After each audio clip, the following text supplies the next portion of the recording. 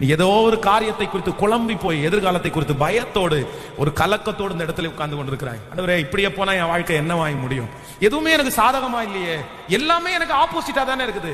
உங்களை சுற்றி இருக்கிற மொத்தமும் உங்களுக்கு எதிராக இருக்கலாம், எதுவுமே உங்களுக்கு பக்கத்துல துணையா யாருமே இல்லாம இருக்கலாம்.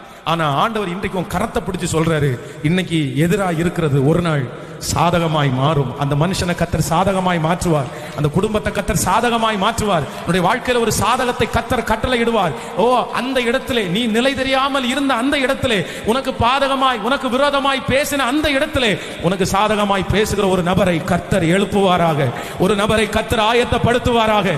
கத்தர் அந்த காரியத்தை உங்களுக்கு சாதகமா இல்லை, இனி அந்த இடத்திலே உங்களுக்கு எதிர்ப்பார் இல்லை, இனி அந்த இடத்திலே உங்களுக்கு ஆரோக்கியம் கொடுப்பதற்கு, உங்களை சப்போர்ட் பண்றதற்கு கத்தர், ஓ ஹalleluya, அந்த காரியங்கள் எல்லாவற்றையும் தேவனே அவரே சாதகமாய் மாற்றிவிட்டார்.